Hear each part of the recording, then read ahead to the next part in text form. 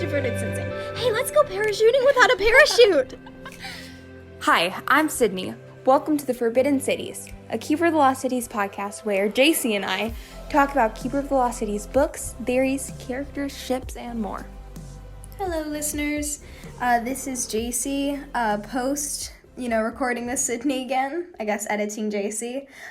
So I want to add in, because Sydney and I didn't have the time to mention this, I wanted to add in that we did figure out where Owen and Livy met, but we cannot take credit for that.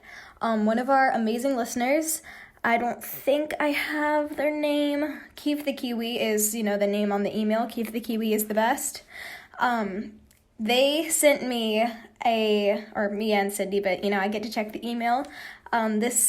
The time where Ellen and Livy met, and I was so excited. We are so happy. Thank you so much. If you're listening to this, which you told me that you've listened to all of them, so thank you for listening, and thank you so much for finding this. Okay, so, in Lodestar, around page 649, and I'm completely citing everything from Keith the Kiwi's email. I did not find any of this. This is not my research. But it said that Counselor Tarek was hurt pretty bad, Keith was saying to Sophie. Elwyn was working on him, so hopefully he'll be okay. Physic's here too. So Physic and Elwyn were both there working with the people in Luminaria. They may have met there, but in Nightfall, after the almost flood, when Sophie's talking to Adeline, Adeline says, and this is page 766 on Google Books, that most of the injuries of Sophie's human parents only went skin deep, and Ellen and Livy have already treated everything. And continuing what Keith the Kiwi said, this is even more direct than the Lodestar quote, since there are only 2 humans that needed treatment, and both physicians are working on them, so they probably met. So, thank you so much. And then there was one other on page 769 of Nightfall, where it said, Ellen confirmed that the ointment matches the traces he found on Rose skin, and Livy took 2 doses for her parents. So, yes, that's whenever they had contact. Thank you for finding it, because we were so confused about when they met. But, yay, thank you so much. Okay, on to the actual podcast. Hello. Hello. Welcome to the Forbidden Cities podcast. Episode 9. Yes. We just found out. We had to look it up. Sydney said this a second, and we've been planning to do it a long time, this particular episode. Mm-hmm. I actually remember bringing it up whenever we did Google Translate quotes. Yeah. That's like our 3rd episode, isn't it? Maybe the 5th. Something like it was. I think it was a long time ago. So we planned to do this last week, but we got distracted with all of the Tarek proofs. So if you've ever wondered about Counselor Tarek, just go back a few episodes. We got really distracted and did like a 2-hour episode on why is Tarek suspicious. Yeah. Okay, so after, by the way, reflecting on that, we can always revisit episodes later. I like doing this. But after kind of thinking about it for a little while, I feel like he gives me more never seen vibes than anything else. Because, yes, he was really nice to Sophie in Exile and seemed like legitimately nice. But so did Alvar. I remember thinking, like in Exile, I kind of like Alvar. And thinking, I kind of like Tarek. So maybe Shannon did that on purpose. Was like, let's have all these people. And then also, we realized afterward, and I cannot believe we didn't think about this, but or did we realize it during the episode? What was it? That Raleigh and Tarek know each other. Yeah, I think we did, and I just kind of shrugged it off because I was trying to play the the opposite side. Yeah. But yeah, that's true. That would definitely be, because I don't think that she joined the council that recently. Yeah. I'm not sure exactly what the timeline is. That's kind of like one of our main things of why we can't prove or disprove Kenrick, Tarek. Technically we can disprove Kenrick, but at the same time it's like, what is the timeline on that? Well, it's because, he was completely fine whenever she came back from the procedure. Mm-hmm. So unless it was different from him. Right. For him. Yeah. So we're not taking back our statement on Tarek. Yeah. But we are saying he's probably never seen. Yeah, he's probably never seen. I really think that he is, especially with that whole suspicious thing about the leg, and Orly started mistrusting him. Yeah. Anyway, so we were saying, we were gonna do this episode last week, but we ran out of time, and then last week I was sick, so we could not. 2 weeks record. ago. Yeah. Wait, 2 weeks ago we skipped for some reason. We skipped 2 weeks in a row. That's all I remember. Mm-hmm. 1 week we were writing the fan fiction, and we planned to release that, but then we couldn't because we haven't quite finished it. That's one of our things that will be coming out soon. And then one of the weeks Sydney was sick. So here we are again. Sorry about the delay. This episode's going to be awesome to make up for it. Hopefully. So I was going to say, Jaycie, again, is really prepared. Well, not really. Kind of. She's been thinking about this, has notes, and then I'm just here again on the fly. Like, I think you're good like that, though, because you can think of things faster than I can. Oh, thank you. You have good theories. Yeah. This is kind of what I did in class. So I did a homeschool co-op, and the whole time in class, like, I would read the book, not answer any of the questions, and then act like I had just things written down, like, oh, look at my notes. Yeah, shh, don't tell anyone. Don't tell the teachers. Yeah, that sounds, I would do that, but then I would have, like, an anxiety attack. So, anyway. You fake it till you make it. I have some of my, so the episode we're doing, we haven't set up to this point, it's the Myers-Briggs types of the different Keeper of the Lost Cities characters. So if you've never heard of Myers-Briggs, and it's sometimes called MBTI, it's kind of a way to figure out someone's personality through the simplest way to do it whenever you're kind of first starting out learning about it is learning kind of a 4-letter combination that makes up someone's personality type. So I versus E is the first letter. That's introvert versus extrovert. Then the next one is observant versus intuitive, and there's a couple different words for it. Or sensing versus intuitive. Yeah, sensing versus intuitive. And that's, S or N. Then the third letter is thinking versus feeling, which is T or F. And then the last letter is prospecting versus judging. I've seen a few different for that too. But P or J. Yeah. So the problem with doing that, though, is you can definitely use it to start out, but you will mistype a lot. For instance, I'm actually an INFJ, but I thought I was an ENTP, then an ENTJ, then what was it? ENFJ. I got INFP and INTJ before I found out that I'm also an INFJ. Yeah. Or INT. I got a bunch of wrong ones, but if you just build the letters, you're going to be off, because actually, this is how I think of it. There are these things called the cognitive functions.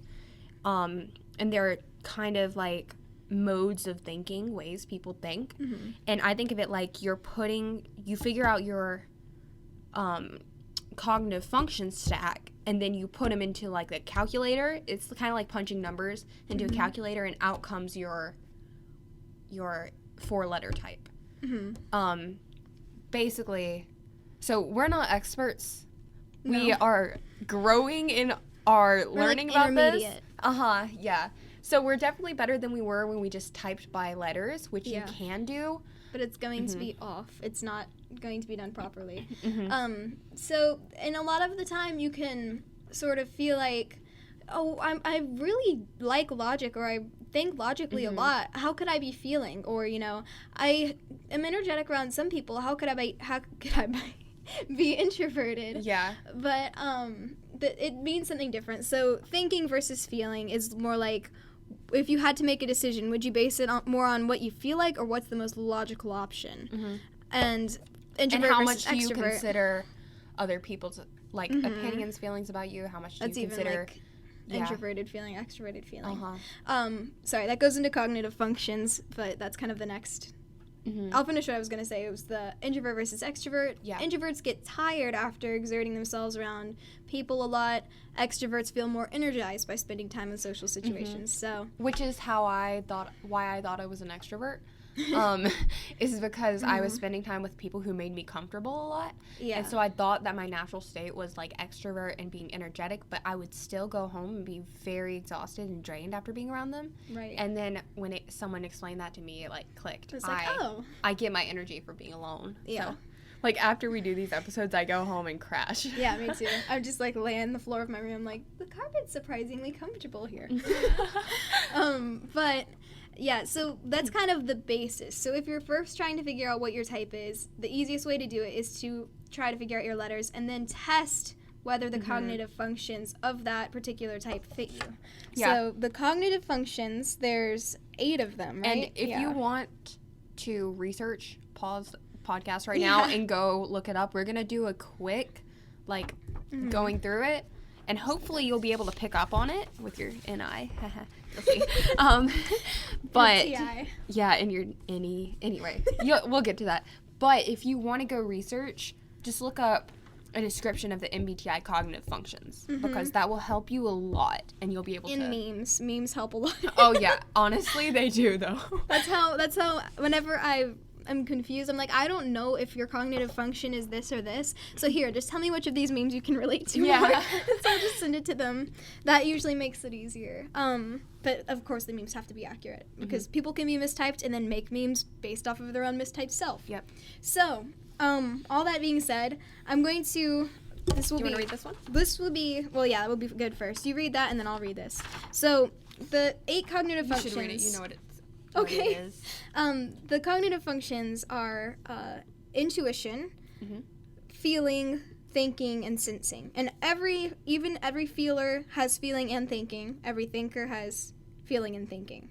So everyone has one of these functions, or all of these functions, but either introverted or extroverted. So what that means is, making it sound very complicated. But what that means is either you focus that particular function using it on other people, or you focus using that function on yourself.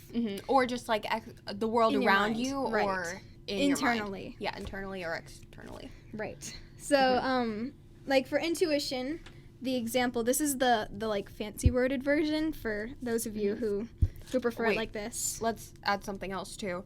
Each person has a top function that they use. Yeah. And just think of the functions as what way of thinking do you jump to first. So like for instance, Jaycie and I, she'll read that in a second, but we both jump to the same type of thinking, which has a lot to do with theorizing in the future and things. And so there's like a stack of 1, 2, 3, 4. And so your number 1 is what you use the most. Number 4 is like what you go to in stress. And then you have all others, but they're called your shadow functions, and you really don't mess with those a lot. Yeah. So the first of the cognitive functions is the intuition. So you can either extrovert it or introvert it, externalize or internalize. So the external version is, man, I can't even pronounce that, transcontextual thinking context. These sound like made-up words. Analogizing, mirror others, mental what-if simulation. So essentially, you're very quick at picking up things in the outside world. Introverted thinking introverted intuition. Projecting into the future, drawing on entire mind to foresee or determine an answer, weighing many factors at once. Can you tell we have this? Just curious. Yeah. So this is just like I find it easier when people explain to me like about themselves a little. So both Jaycie and I, for INFJ, our top function is NI, which is why it's IN, you know. So introverted intuition. NI. We theorize. We like to theorize. Yeah. That's why Sydney's so good at making theories. And why Jaycie is too. Well, yeah, but you've done it more. No, but you've done it more lately. Well, I've done it, with different characters too. But yeah, so that's why we theorize a lot. We can notice little patterns and little hints that Shannon leaves and kind of put it all together in our head. That's also why we kind of have to process for a second, because we're doing it inside our heads versus people who have extroverted intuition, who can kind of think out loud more and observe things outside of their mind. So it's more like putting together physical patterns than necessarily mental patterns. And it's not like we're better at theorizing than people. It's just that it's their top function. Yeah, it's natural for us to try to theorize more. Right. Like, it doesn't always mean we're right. Yeah, that's the first thing we go to versus someone who, like, we want to sit down and talk about things versus someone who wants to go outside and play soccer. Right. Their top function would probably be SE. And it's not like they can't theorize. They might be just as good at theorizing. I mean, it's that's just all not just how much naturally what they want to go to first. Right. And one other thing, I think this is an NI thing, but I make connections between like little scenes. For example, we were watching Soul, and like, what is it? Let me think of an example. Like someone would be talking to another. Let me think. oh, I know, someone was mentoring someone else, and I was like, oh, mentoring, it's kind of like this character and this character. Or the little, it was like the spark. Have you seen Soul? Yeah, okay, I just watched it recently. Whenever they were talking about, like, the spark, I remember... I was like, whenever they were talking about the spark, I remember thinking something, but I was like, oh, well, the 22 gave up her... Spoiler alert. Her spark. Oh, yeah, spoiler alert for Soul. Like 30 seconds ahead. Yeah. So she gave up, I think her spark was living, and so she gave up living, which was her spark, which is the one thing that the main character wouldn't do, give up his spark, Jazz, for the other character, for 22. So, yeah, she's more selfless. Anyway, so, like, little things like that, I would come up with, like, and I kept coming up with these deep, like, meanings of life from the movie, and my dad was just like, you good there? Yeah. But he was doing it, too, because he's also NI dominant, so. Have you seen the new Little Women? I haven't. I've heard about it. We need to watch it together. I would love to. I was, like... thinking of so many deep meanings. Okay. So then the next kind of cognitive function, and they're not always in this order, this is just the order I'm talking about them because it's the order that this person has it written down. The next cognitive function is feeling, and again, you'll either externalize or internalize feeling. That means something a little different for this, as I could say as an extroverted feeling user. So that is... Go to FE first, because that'll be easier to explain. Okay, is FE our second? Yeah, it's our second function. Okay, so FE is you're very in tune with other people's emotions. You're very attentive to how they're responding. You're watching, like, facial expressions, that sort of thing. Maybe not consciously, but for me it's very consciously because I've thought about this. Introverted feeling is you're very in tune with your own emotions. So you know how you feel about stuff, which doesn't make you not empathetic, but if, let's say someone's telling you about how they've had a stressful day. Extroverted feeling users would be feeling stressed from that other person's stress and would probably have a bit of a harder time responding, though they could be sympathetic.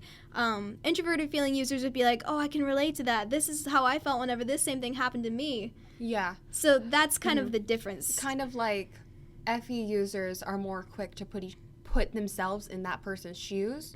Maybe FI users are more quick to put that person in their shoes, like yeah. So either way they can sympathize, like both types can sympathize with people, and FE, it's just a different way to sympathize. And FE users, one thing I thought a lot about is, do I stick to my own feelings or do I want to keep harmony? And for me, sticking to my own feeling, like strong feelings about things, I want to conform the way I feel about things to people around me to make them feel comfortable. I want to stick to what I feel, but, like, edit it a little bit.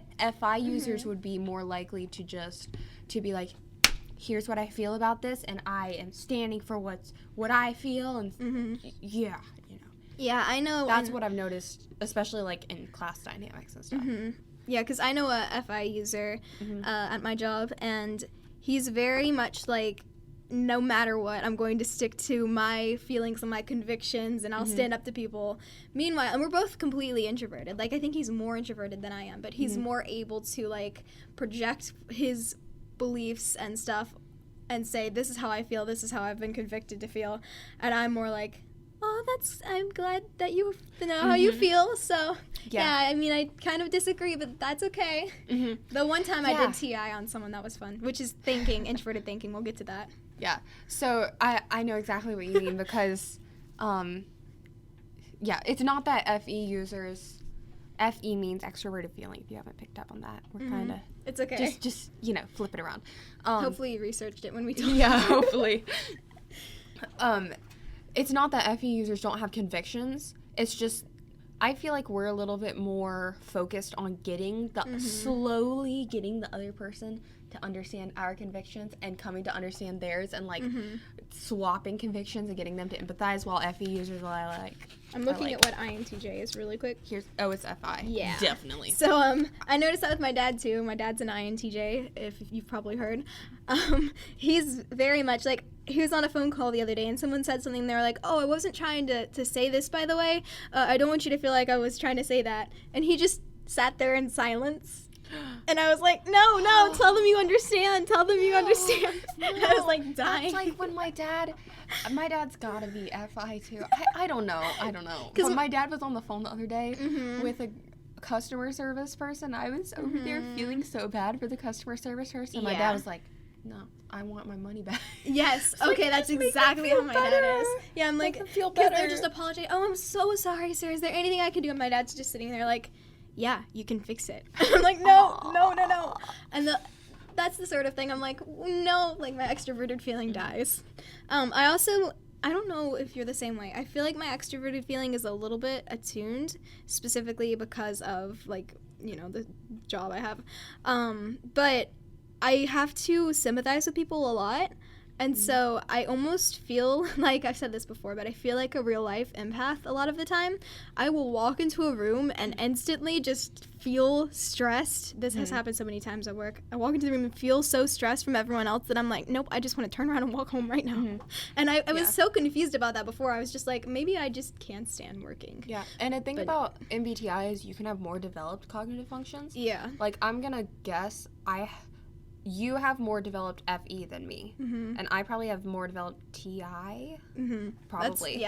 That makes sense. Which doesn't make them switch in our order, but it just... Because you still NI dominant. It's still the same order, but it's like I'm more adept at this particular function. And the order determines your type, so whichever one you're strongest with is your first one. Whichever one you have to... Basically, you have to exert yourself a little more to use the functions that are further down. Yeah. Or if you're stressed, you'll revert to the functions further down. Yeah. Okay. We gotta get through this.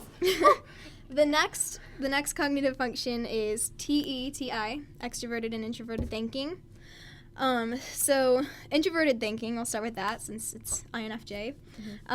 You define, categorize, derive solution logically. That's what the description says. What that means technically, the easiest way I've found to think of it is introverted thinkers rely on an internal sense of logic. It may not be the same logic that everyone else uses, but it's completely logical to them and maybe logical to other people. Extroverted thinkers rely on commonly derived logic.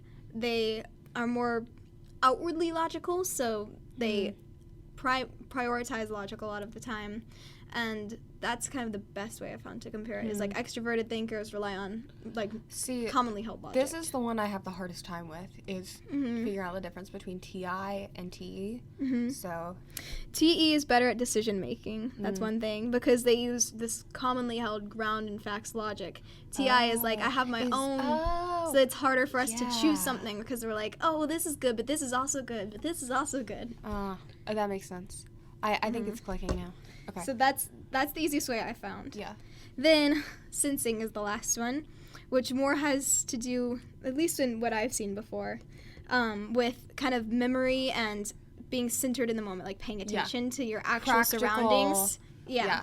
And so extroverted sensing, or I'll start with introverted because, wait, we're extroverted sensors.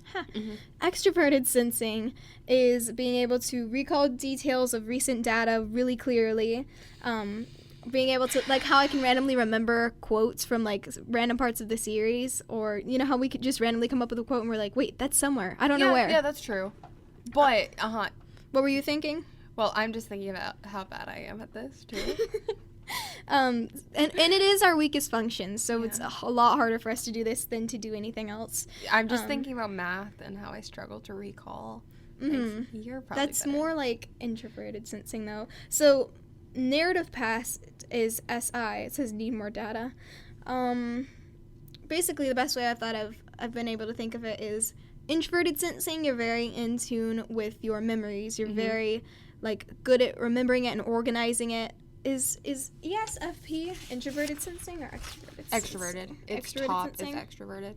All right. Yeah. Who's an introverted sensor? I really want to find that one meme that's like I have got to find it. Pause it. Let me find it. All right, we'll be right back. All right, I found it. It's Functions 101. So we'll just go through all of them from the beginning. First is extroverted intuition, the Myers-Briggs equivalent of doing drugs.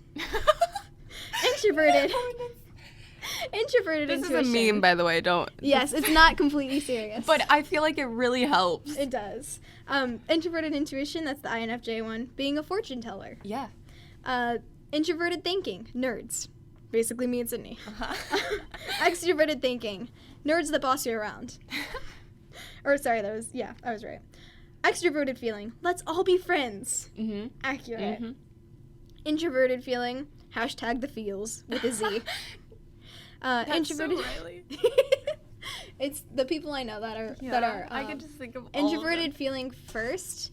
Yes. Mm-hmm. As their primary function. Introverted sensing. Remembers everything and follows the rules. Extroverted sensing. Hey, let's go parachuting without a parachute. I could see that as like our stress. Yeah, so Jaycie and I would be fortune-telling nerds, let's all be friends, and hey, let's go parachuting without a parachute. Let's refer to this as we do the characters. And I have one other too that's less silly but also a meme sort of thing. Mm-hmm. So Myers-Briggs is what they want. Mm-hmm. Introverted intuition. I want to wonder and reflect. Mm-hmm. Extroverted intuition. I want to explore and live a life unlike anyone else. Introverted sensing. I want to stay on the right path and be stable. Extroverted sensing. I want to experience and create. Yes. Introverted feeling. I want to be myself and be my own guide. Extroverted feeling. I want to help others and live in peace. Mm-hmm. Introverted thinking. I want to understand and discover. Mm-hmm. Extroverted thinking. I want to win and overcome everything. I feel all of them, but I feel certain ones specifically. So, Mhm. you know. So that's kind of the outline, and I'll give one other brief thing or detail. We'll get to the characters, I promise. Yes. You just need to understand those first. Yeah. The other brief detail I have is if you do the letter form, there's a fifth letter. Assertive versus turbulent. Mm-hmm. It'll be like, ENTP-A. So that last one after the dash, it's about how you behave in a stressful situation, and that one is the most easily changed. So like any of your letters can theoretically change, but the one that could change the most commonly is the assertive versus turbulent. Yeah, and we'll talk about this with Sophie a lot. Specifically, yeah. Maybe we should do her first. Yeah, well, for sure, she's the main character. Yeah. I will say, assertive, turbulent thing, we find it throw helpful. you off. Yeah, we find it helpful, but it is a little less, I've seen that it's less, like, Reliable. proven and reliable. And so we're going to use it, but we know that we haven't researched a ton, but we know that some people don't think it's reliable.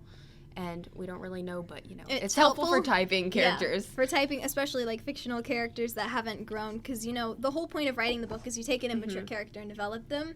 Yeah. And so that also threw us off a little bit because I'll explain later. Okay.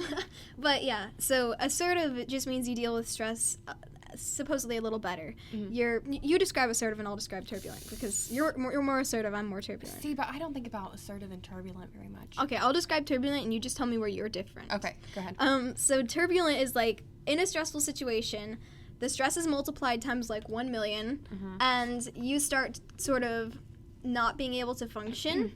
So you go more into a self-doubt mode and trying to think of it versus assertive. It's like you don't handle stress well, essentially. You're more panicky. But turbulent is more likely to be empathetic, while assertive is more likely to be, like, empathetic to a certain extent, but also just... Turbulent is less likely to assert themselves onto anyone ever. They're more like, turbulent. Like, the word is very... self-explanatory. Yeah. Turbulent are turbulent in themselves and less wanting to project on other people anything ever. Just like, I'll keep in my own lane. Assertive is more like a little more confrontational, not like in a rude way, but and I think able this to is confront people. Why when I asked people on the Instagram what's our MBTI, a few people or one person said I was like ESTJ or something. Yeah. And I was like, you're very wrong, but I don't blame you. Right, because especially in this context, I seem like... You seem more extroverted and more thinking, especially because of your developed TI. But that's because I'm just more quiet and more turbulent. You're more assertive. So. But you should see me in like a group of people. Yep, we both are just like, go why silent. Are you so quiet? Oh, yeah. And then just over there trying to keep the peace. Okay. 1 second. All right. So, sorry. You're about to say something. No. Sorry. So the first thing we'll start on is Sophie, Sophie. since she's the main character. No. Okay. I feel like we need to let's pull out this sheet right here. Mm-hmm. So we have already actually had a small, like, miniature over text debate about her type. Not miniature. It was pretty lengthy. Yeah, it was pretty long. Mm-hmm. But it was probably like 4 hours trying to figure out the difference. So I thought that she was INFP. Mm-hmm. And I can explain why, but Sydney thought That she was INFJ. and I was like, that's no way, because Yeah. I'm INFJ and we're not alike. Like, me and Sophie have very different trains of thought. Basically, if you want to know my train of thought in any of the books, just see what Orly did. So, Yeah. And, like, Sydney was saying, no, wait, I can relate to Sophie a lot. Mm-hmm. And so that was very confusing for us, and that's why we had to discuss it for 4 hours, but we've kind of figured it out. So I thought that she was INFP because I felt like she was in tune with her own emotions. I was like, okay, Sophie's very good at identifying and staying kind of true to her emotions, but it wasn't quite like the INFPs I know, but it was similar to them enough that I was like, yeah, she seems more like them than me, so it's got to be that. And then Sydney saw, like, her NI and her FE. Yeah. I'm trying to think back to that conversation. Mm-hmm.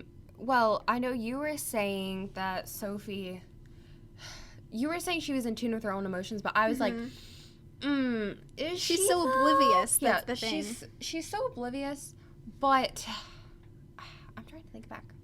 She's... Go One ahead. thing I was thinking about is how, well, should we go through the INFJ functions? Yeah. Okay, so INFP functions go FI, so introverted feeling, NE, which is extroverted intuition, SI, and then TE is last. So if you do, by the way, just the letters, it's really, really easy to be mistyped as an INFP or INFJ when you're the other, because the letters are very close. They're both introverted, intuitive, feeling, and then the only difference is prospecting and judging. And the mistake you can make a lot is, this is just with the letter types, the mistake you can make a lot with that is prospective is just less organized and judging is more organized, and so Sophie's not that organized, so we'll just go with P. Yeah. But that, especially for INFJs, they're not necessarily always And organized. the thing we got to is Jaycie was saying, like, or we were theorizing, well, what if she was an INFP and became an INFJ? And then we realized, no, she would have to switch out all of her cognitive functions. Right. The cognitive functions of INFP and INFJ are completely opposite. Every single one is reversed. Yeah, so, like, going from an INFJ to an INTJ, I mean, that's, like, plausible. Right. It just switches the order of your functions a little bit, right? Yeah, And switches feeling to introverted. Yeah, but going from an INFP to an INFJ would... That's a lot different. Yeah. So it would switch from introverted feeling as your leading function to extroverted feeling as your second function, which would literally turn you from an interior empath, basically, to an exterior empath, which is very different, and that's a lot linked into just, your natural state. Like, you can't really switch that. I don't think that I could turn to introverted feeling if I wanted to. Yeah. And then it would change your introverted. They do still have introverted intuition, but it's way further down, so it's more of an unhealthy thing for them. Yep. And Theoretically. then also for INFP, TE, so their thinking function is last. And to me, based on the INFPs I know, that makes sense that they think last. Logic is the very last thing. Yes, the first thing they go to is strong feelings, which seems like Sophie. But introverted intuition and introverted thinking can look similar, but whenever you actually look at the way it's playing out in your brain, it's different. See, here's the thing. When I think of Sophie, wait, what you doing? Oh, I'm just looking to see if I can find one of the places that we found her cognitive functions and, like, highlighted it a bunch. Here, I'm just going to start giving examples if I can find them. Sorry, finish your sentence. So, I feel like we need a little more context. That conversation... I don't still have it saved. It's too far back. I know. I wish we did. Because I don't know exactly how we arrived at our conclusion. I remember. Oh, the assertive versus... Yeah. That's why that's when I realized, oh, wait a second. Okay, so I'm going to find the examples that I've found before of why Sophie is an INFJ. Do you want to pause it? Yeah, because it might take a second. All right, so we found one that Sydney did, so she's going to explain it. Yeah. So I'm just going to read this page from Lodestar. I found it when we were researching for our fan fiction, so hint, hint. Okay. So it starts with, so Sophie leaned closer and whispered, "We think the Neverseen are going to attempt a prison break, and we're trying to figure out how to stop them." Oh, I remember what this is. This is when Edeline had asked Sophie, "Hey, can you tell me what's going on between you and Forkel, what you guys just figured out?" And so Sophie is briefing Edeline on what they just figured out. So she says, "We think the Neverseen are going to attempt a prison break, and we're trying to figure out how to stop them." Edeline nodded slowly. "And I'm assuming Mr. Forkel didn't ask the counselors to move the prisoners because you're worried that's what the Neverseen want?" "Actually, I think he just knew the council would never go along with it," Sophie admitted. "But your reason is important too." "So what does Mr. Forkel want us to do?" "No idea," Sophie admitted, not missing the way Edeline had included herself in their planning. "It's so hard to strategize when we don't have any idea what they're thinking. Everything we do could play right into their hands. Do you think Keith will have any insights? If he does, they'll probably be vague and warn us." So here's what I had. When I read that, I was like, oh, this sounds like me. So first, when she says, "We think the Neverseen are going to attempt a prison break, and we're trying to figure out how to stop them," she's telling Edeline what she and Forkel, who we think is INTJ, right? I have two different theories for him, but we'll get to him. She and Forkel put their brains together, basically, and figured out, or just kind of used probably their NI. She used her NI to figure out introverted intuition, thinking about the future, prospecting, what's going to happen. And her FE, like, what are they feeling? What would I do if I were the Neverseen, to figure out, we think the Neverseen are going to attempt a prison break. And we're trying to... Sorry, I'm going to add her TI, too, to think of logical solutions. Yep. And, SE a little bit. All the functions. This is why INFJs are like the wizards. Like Gandalf and things. Yeah. And all the other types are great too. We just don't know them as much. So we're like... So it's easy for us to spot an INFJ. That's one thing. INFJs tend to like drift toward each other because they see like themselves and other people. Yeah. Using like their my mom's extroverted an INFJ feeling too, which is crazy. That's but cool. It totally makes sense. Okay. So... And then she says, "And we're trying to figure out how to stop them." So they're trying to figure it out. Edeline replies, and then Sophie says, "Actually, I think he just knew the council would never go along with it." And so I highlighted there and said, like, she's using her NI. What would the council do? And her FE. I think Forkel just knew. That's why Forkel said that.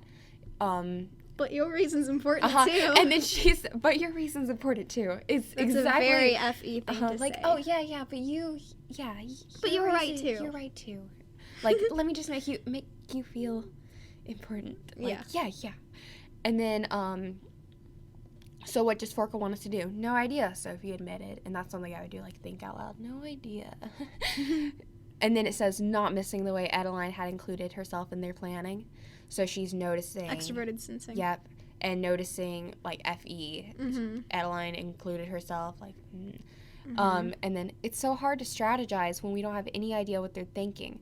Everything we do could play right into their hands. And that one's hard to explain, but, like, that's just that's something... TI. Yeah, but that's just something I would...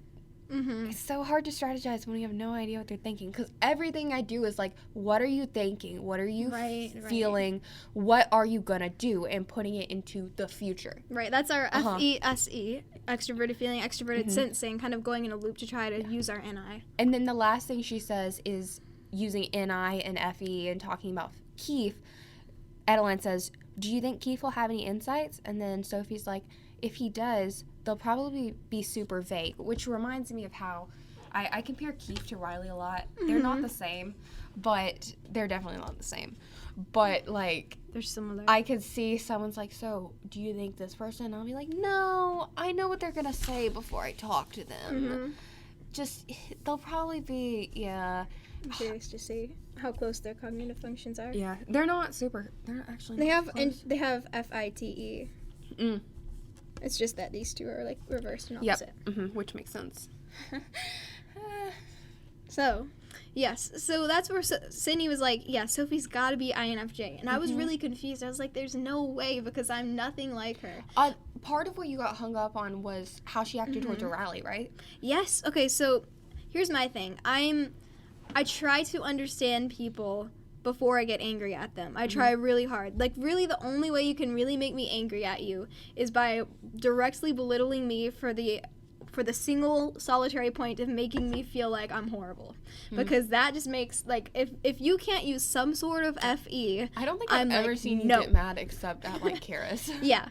So that's my sister. People who like, they can't use FE at all irritate me, which is not the case with INFPs. Karis, you're amazing. Karis, I love you, sis. Yeah. So, but yeah, I get irritated quickly because it's a strength I wish I had. So. Yeah. Wait, what?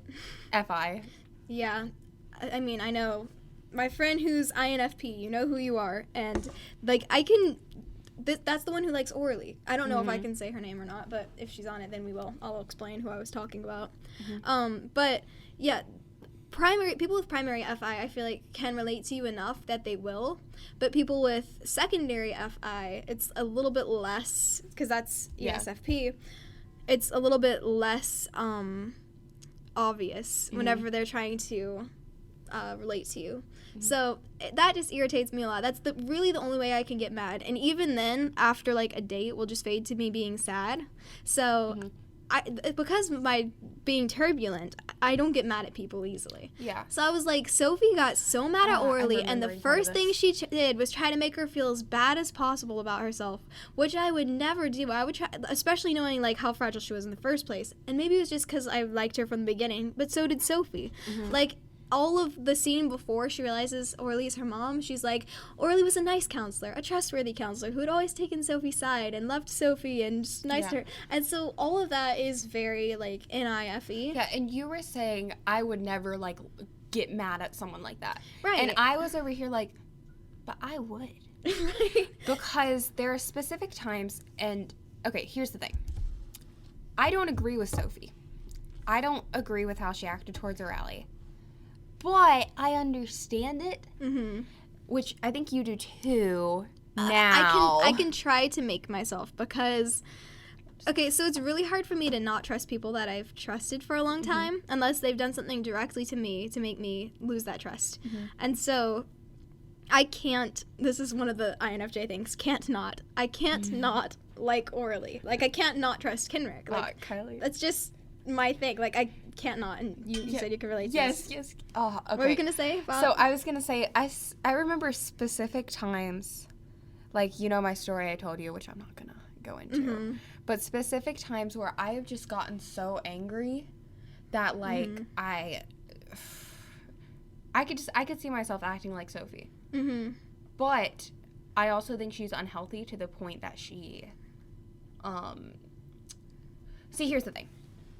It's called numbing yourself. Yeah, specifically also thinking about the way she acted towards Keith. I'm trying to follow a train of thought. Yeah. She likes Keith. Like she does. She down. can't not trust him. Yeah, that's why she let him back in so quickly. Yes, okay. So I see that as a complaint a lot on the Wikipedia. But, yeah. That she let Keith back in so fast, and she's so mad at Fitz and won't let him back in. But that's her can't not. And so here's the thing. I had an experience similar where someone I liked, I got really mad at them because they... I must choke on water. Did something... The way she's saying it. They just made me... mad. See, it's like the way Sophie felt about Keith, where she cared about him so much, but she was like, oh my gosh, I'm done. I still care about you, but like... In Lodestar, she was so mad at him. I don't know if I can forgive this one. And I had a time where I was like, hey, we need to talk. And then just totally let myself be angry but still cared about them. Yeah. If I didn't specifically like that person, like, like that person. Door slam. Yeah, then they would have been That door would've been slam. it. There's another person who did something similar specifically to me. Like, this person who I was mad at didn't specifically do it towards me, but this other person did it to me, and I was like, I'm done. I'm not talking to you. Quick description of the door slam is it's especially strong and especially common in INFJs, but it's basically where someone does something that directly affects you and betrays you, so you cut them out of your life forever. And it might not be forever, but it's most often and most intense with INFJs, and a lot of the time we can cut them out of our life forever. There are two people. One I had a crush on, and so he's not totally cut out. You could still let him back, potentially. Yeah, he would just have to apologize, like, Keith. And I'd be like, okay, do better. Do better, and we can be friends again.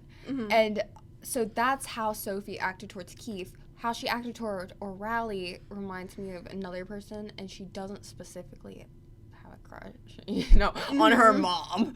That wouldn't make sense. What? Yeah, it's just like the part right before that. So she was talking to Orly, and she said something like, Orly was like, I just want you to be able to trust me and know that there's proven success with this. And Sophie's like, I do trust you. And Orly's like, I mean, essentially.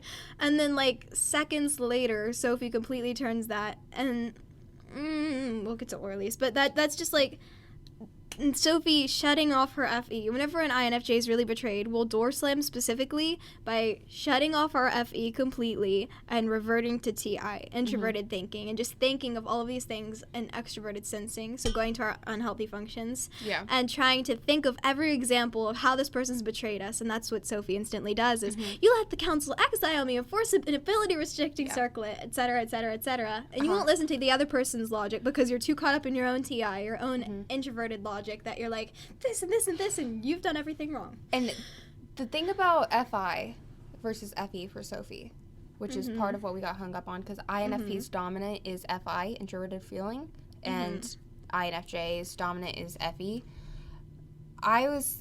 It seems like Sophie's so headstrong that she would be FI. Like, that's why it seems like INFP at first. But then... But the key to everything... Yeah, but then wait, what? Is that she's assertive. Yeah. That's the problem. Well, continue. And think about her FE throughout the series, and how, I was thinking about, she pulled Tam in. She saw Tam, and she was like, okay, I'm going to pull you in, harmonize the group, keep everybody at peace, She's trying to keep Fitz, calm him down, keep Dex and Fitz from fighting. She has so much more patience with Fitz than I would have. She has, she's empathetic towards Keith. She's constantly feeling an angry for them, puts herself in their shoes. And she specifically, what was I about to think of?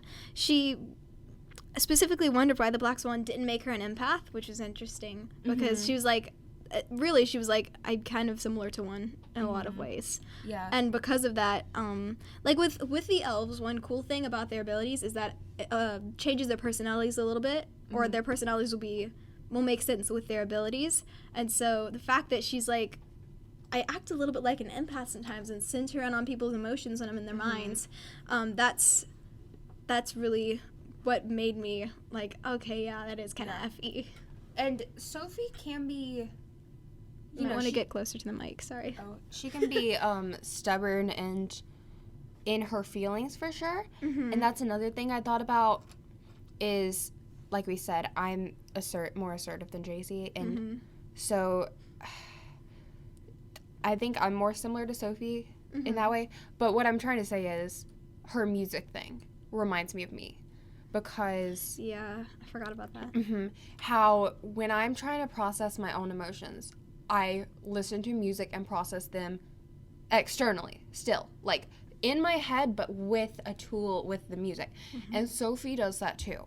And I think Shannon's probably INFJ, and that's why it's like that. She's probably turbulent, but she's probably INFJ. The way she wrote and wrote Orly so clearly. And so, and it's and Shannon says her characters are like her children. And we're okay. We'll get to her. So, just the way Sophie uses music is exactly what I would do. And a lot of the time with music, I'll play it and then try to figure out how to match this to a character or a person in real life or in a fictional story a lot of the time. You guys have no idea how long I've searched. And I do that too, but I also match it to myself. Like, if I can't relate to a song, and then I can't put myself in their shoes, I'm like, no. Like, whenever, and very, I'm trying to think of songs that have very expressive, like, okay, I don't remember the name of it. It's a Meghan Trainor song, like, Love You Like I'm Gonna Lose You. Have you heard that song? Yes and no. Like, I can listen to it. Maybe it's just the music that annoys me a little bit. But I'm like, I would never walk up. I was like, yeah. I would never walk up to someone and say that. Like, I would never say that out loud. And so that's a song that I just can't relate to because, like, I don't know. That's very, But then, like, someone you loved, that sort of the sad, talking once they're gone, especially because it relates to Orly, but that may be a turbulent thing too. I love sad music. Adele, Lewis Capaldi, like, me too. I just want to curl up and, like, cry. I have a sad playlist on Spotify, and literally in the description it just says, I listen to this playlist more than I should. It's so me. And by the way, we have to go in just a moment to help my dad with something. Okay. But cool. Whenever he texts me, we will pause, and then we'll come back, and it will be like nothing for you guys. I wonder if we should make this episode 2 parts? If it gets really long, yeah. Oh, yeah, because we're already at 48. We could do one of Sophie and MBTI's description and then do other characters. And do other characters in the second episode. Yeah.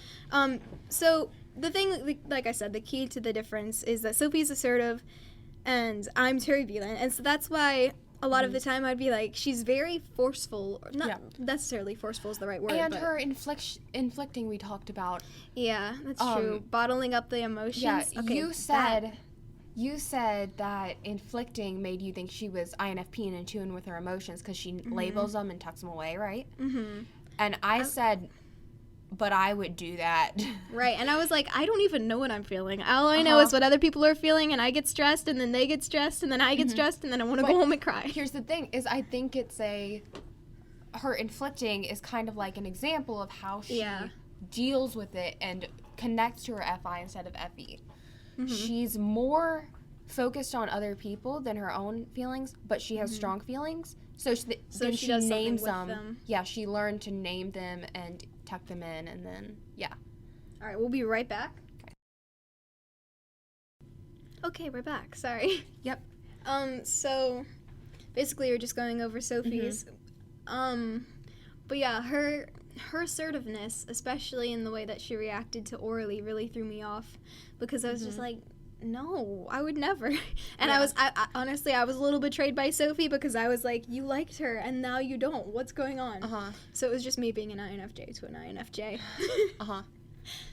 Do we have any other insights to Sophie's? I know I've read little things that I'm just like, okay, that was very INFJ of her. And she really reverts to introverted thinking after that encounter with Orly, and that's why after that is whenever she was finally able to confront Fitz and be like, okay, if you can't deal with the fact that I'm unmatchable and I'm going to stay unmatchable, then this is over. So that's why, because INFJs get very cold and logical whenever they're angry, most often. And they have an interior logic that doesn't always make sense to other people, which is why it can really frustrate other people. For example, my dad, INTJ, he has extroverted thinking. So he's like logical always first. And so, it's so funny to hear him talking as he reads through the series. He's so mad at Forkle. Yeah, he's mad. I feel like he gets mad at everybody. He's mad at Fitz. He's mad at Keith. Oh, he's very mad. It's like Forkle. He's mad at Bront. He's basically Grady. My dad is like exactly Grady. Like he got mad at Keith whenever Keith left and never seen. He doesn't trust Forkle whatsoever, nor the Black Swan. People. No, he won't forgive people except Fitz. He's fine with Fitz. He was like, oh, what I kind of feel for Fitz. You know, if my dad died and I thought it was someone's fault, I would be mad at them. And I was like, sir, have you ever heard of empathy? But you know, that's fine. But he doesn't like Keith at all. He doesn't trust Keith. He thinks Keith is horrible and reckless, and he doesn't like the council. He doesn't like any of the counselors. Yeah, and he's like saying that Keith is completely illogical, and I'm like, but the kid's traumatized and abused and manipulated. I'm like, oh, he's so sorry that he was emotionally abused as a child. And Dad was like, but he's reacting completely recklessly and illogically. It makes no sense. And then what was I saying? Oh, the and council. I'm like, I agree, but yeah, I understand. And he gets so mad about the counselors. He's like, I can't believe, you know what? I don't like Orly or Kenrick because they didn't stop the rest of the council from doing this and this to Sophie, and Kenrick didn't bash Braun's face in after he inflicted on Sophie. And I'm like, there a meme that's like, you're right, but I don't like it. Well, he's not exact. Okay, about the second part at least, that's how I am. I'm like, he's right, but I don't like it. I'm more like, but they can't. First of all, I just go full empathy. I'm just like, no, well, they can't. They're 2 votes out of 12. Like, seriously. Again, if you want to know what my defenses would be, just think of Orly. So yeah. Is there anything else about Sophie? Well, just going back to her inflicting. Yeah, I think that's also, she learned to cope with her feelings. She's also, the INFJ obliviousness. Yeah, and it's strong with this one. Yes. So that one thing about us is we can be sort of we have a level of empathy, like almost like a real life empath. But Sophie's is not as well developed as mine, so I feel like she's more oblivious than me in some cases. But here's the thing that I end up doing: I end up talking myself in and out of thinking that I sense and emotions, basically. So whenever I would get this weird feeling a lot that, oh, I think this person might have a crush on me. Ew. Oh, wait. Maybe they don't. Maybe they're just nice to everyone. Oh, no, they're probably... No. Oh, they don't do that to everyone. Maybe they do something similar. So it's like talking myself in and out of extroverted feeling. And so little things can throw me off, too. Like, I might think something, but you might just be nice to everyone. So it's funny because I don't think I ever correctly guess. Well, okay. Unless they straight up are like, you're cute, I like your hair. like the creep. Yeah. Certain person. Yeah. I have had times where I've been like, does that person like me? I don't know. Yeah. And then in hindsight, I'm like, they totally did, and I just talked myself out of it for 2 years. Yeah. And then another person who was like, just think of Dex, who told me, yeah, I liked you. I was like, what? So the INFJ obliviousness, like... But here's the thing. I can tell when my classmates have crushes on each other, like... Yes, on someone else is so easy. And I'm the one who's like, so cute. But when it's me, I'm like, no, what? Right. And then later I'm like, oh my gosh, I was so stupid. And so the obliviousness... It's at a certain At first level. I'm like, I'm not oblivious. And I'm like, I kind of am, though. Yeah. I mean, here's my thing. I talk myself into obliviousness, so I'm like, yeah, they seem kind of creepy. I don't know.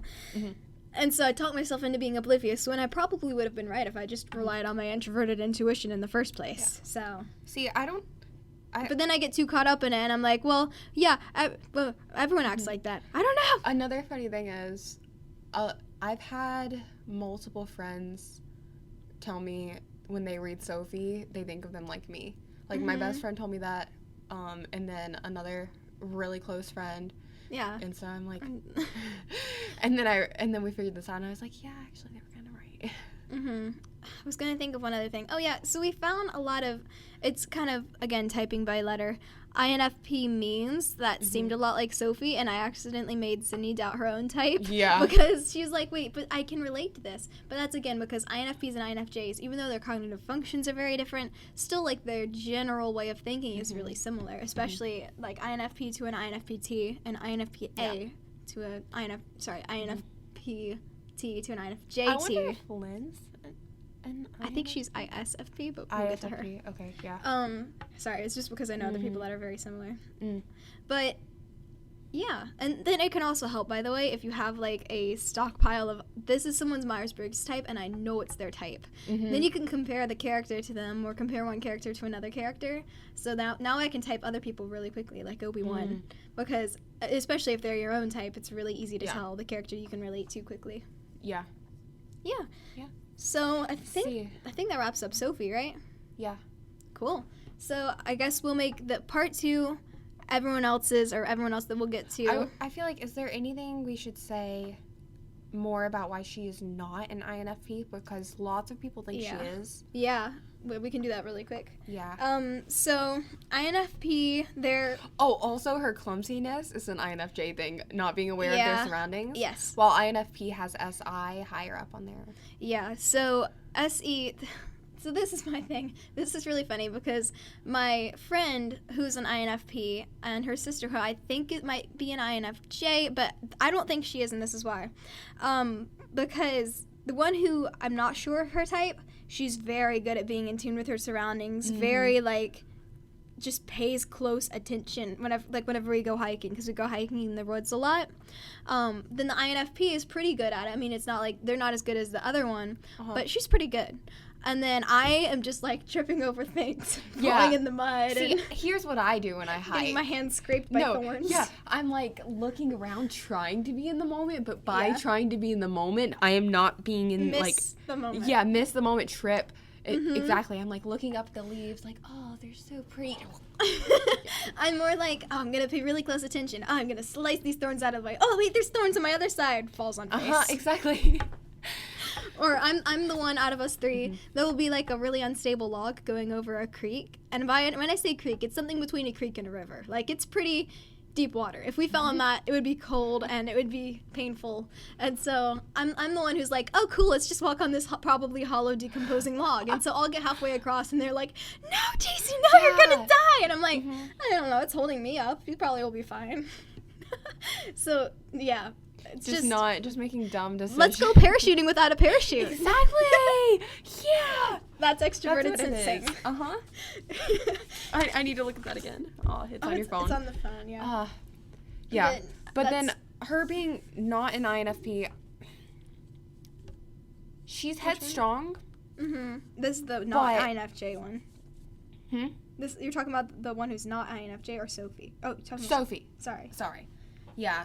For Sophie not being an INFP, she's headstrong, but she's not.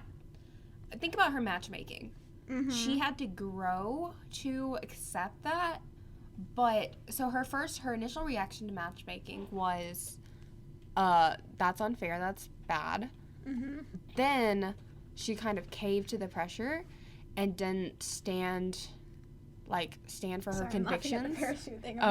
You did. But think about how she didn't stand up for her convictions. She just kind of caved to it, and she was like, Effie, I want to make Fitz happy. I want to, I want to keep the peace. I don't want to have to deal with this. And then, the INFP I know definitely would not do that. The INFP I know is very... Yeah, I know an INFP, like an adult INFP. I know exactly what she believes. I know exactly. And, And so Sophie's growth is hopefully going to be staying unmatchable and choosing to stay unmatchable. But I don't think that would have even been a problem for an INFP. Right. And I think that Keith has FI, and he's like, whatever. I know what I want. I just want to invade the ogre capital because that's what I feel like doing, and I feel like that's right. And Sophie's like, but let's think. Yep. But, like, the matchmaking thing, he's like, I don't even matchable. That's just the sense he was literally I get. I don't even care. Yeah, I don't even care. It's wrong. He was like, I might register for the match, but I might not. I want to see how some stuff shakes out. I don't think he's even planning to. No, I don't think so. This is what I want. I want them to both be unmatchable together. Or unmatchable and not registered. Yeah, unmatchable and not registered. Yeah, exactly. Like, they just choose not even to try. Yeah. I really want that. And Dex would be like, yes, man. Yeah, and Keith would be 100% for that. It's just Sophie has to grow to get there. Right. And one other disclaimer about Sophie's INFJ-ness is that she's a very immature INFJ. So if you're reading her and you're like, okay, yeah, I mean, we have kind of similar decisions, but, like, Sophie's a baby. Yeah. That's the point of writing her sort of, if you put yourself in Shannon's brain, what you would be thinking is, I'm writing Sophie this way so that I can develop her into being, a strong INFJ, like a mature one. Yeah. But right now, and you're maybe saying, especially because later I'll mention this later. But yeah, Sophie's an immature INFJ. Mm-hmm. Yeah. Which doesn't mean that you're turbulent. It means that you're assertive but immature. Yeah. It can mean that you're turbulent but immature, but She's yeah. just, yeah. Unhealthy. Mm-hmm. She'll be better by the end of the series. She's had a bit of a traumatic childhood, so. Yeah. And O'Reilly's healthy and unhealthy at the same time. I'm going to talk about it whenever we get to hers, because I'm trying to keep it all together and not talk Yep, about yep. orally constantly, because my siblings make fun of me for that. I just it's so clear to me that she's not an INFP, Yeah. but I can't. It makes a lot of sense now. Like Yeah. that I noticed the cognitive function stuff, especially if you're like, I don't know if I believe you. Read that part in Lodestar whenever right before Finton and Gethin crumble the castle, whenever she's really using that NIFE to figure out everything. And think about how she relates to Tam, like how she pulls him in, how she creates harmony in the group, and how she jumps to putting herself in people's shoes most of the time. Yeah. Unless she feels like they've specifically betrayed her. Yeah, O'Reilly. Or Keith. That's the door slam, by the way, with Orly and with Fitz in Exile. Yeah. But she does let Fitz back in. She's like, I empathize for you. She just has... When you like someone, that happens. Yeah, she's too FE to me to be top FI. That's my biggest problem. And she's too quiet in her head, thinking, figuring out, and projecting to the future. Like INFPs, I guess they project to the future, but less She does so. a lot of, yeah. Sophie's more like long-term theory, thinking of every possibility. She's not in tune with her own emotions. They kind of sneak up on her. She doesn't know what to do. She has to label them, deal with them with music. She neglects physical. Like when she's stressed, she neglects the physical, which is... That's a thing. Yeah, that's an INFJ thing. It's just like... laying around, sleeping. That's generally ignoring everyone. Forgetting to eat, sleep, shower. Yeah. Like I've told you that I went through this really hard time, and I just laid on the couch and watched Netflix for like 3 days. And my parents knew what was going on, and so they're like, "Okay, it's fine." Yeah. But literally just numbing, watching the same series. Yeah. Just sleeping. An INFJ, one more INFJ thing, this will come up again, is that whenever we get angry... Wait, let me say, versus Keith, who goes reckless. Like, he's not, like, asleep, depressed. He's, like, reckless. Let's go. And so that's why whenever... Sophie was kind of worried about his mind breaking, and I remember, maybe it was you, maybe it was in the book, but I remember someone being like, well, he's reckless, so at least he's not numb. But I think that has a lot to do with whether you're introverted feeling or extroverted feeling, because Keith is introverted feeling, is that right? Is he? Yeah. ENFP? No, yeah. ENFP. Yeah. Introverted feeling. Yeah. Extroverted intuition is how he does his empathy then. Let's do Keith next. We can do that. Next episode.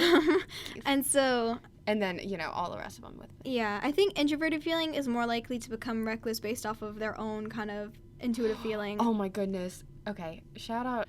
Okay, there's this, I hope she won't get mad at me for saying this, but there was this one time when she wanted to go in the woods and burn something.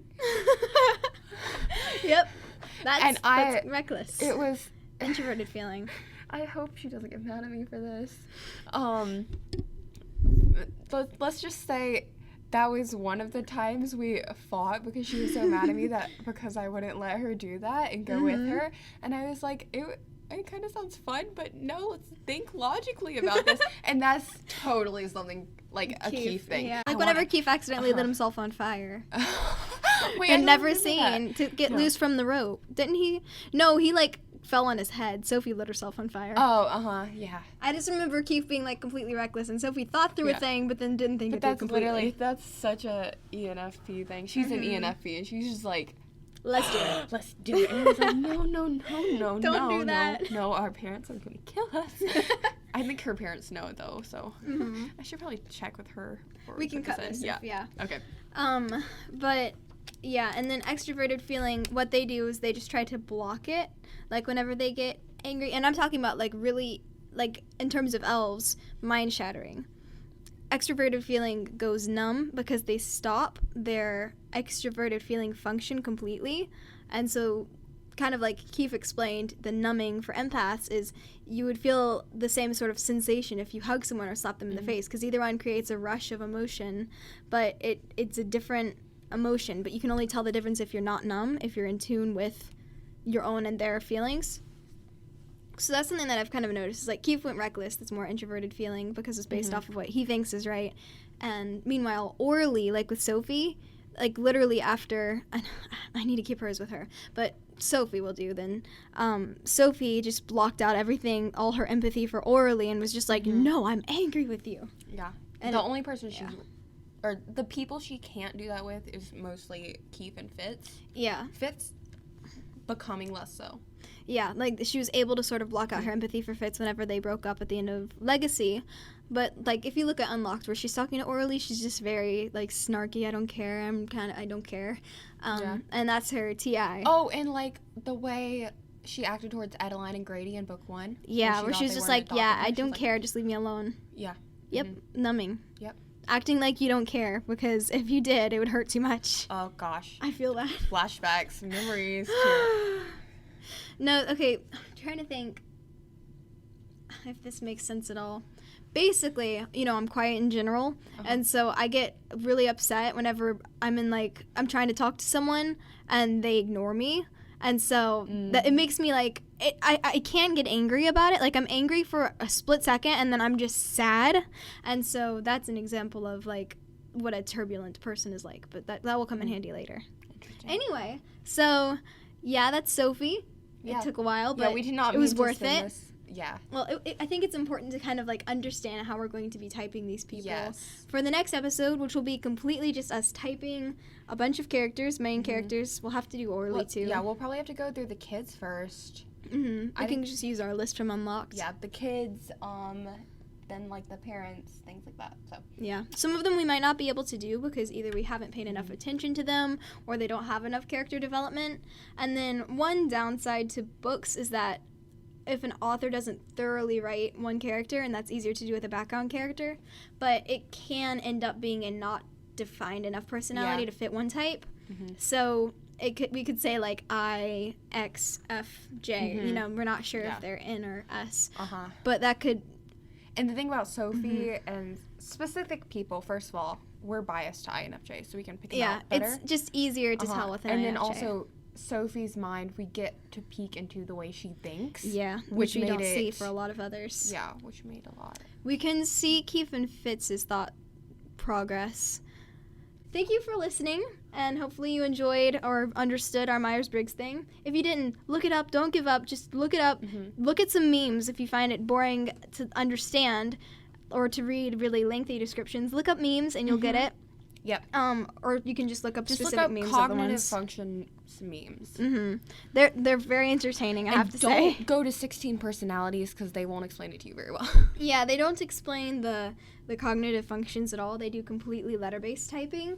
So if you want a foundational idea for who you are because you're not sure how to place solely from cognitive functions, that's what I usually do. But then you need to read the description and decide read the description of that type's cognitive functions. And feel free to email us or message us on Instagram, like your type and how you relate to characters, and if you disagree with us. If you disagree with us on types. Especially if you're that type. Tell us. If we say, I think Fitz is ESTJ, and you're like, I'm an ESTJ, and no. Tell us. Tell us. We might not believe you, but we will consider it. We will do our best to use our FE in considering it. All right.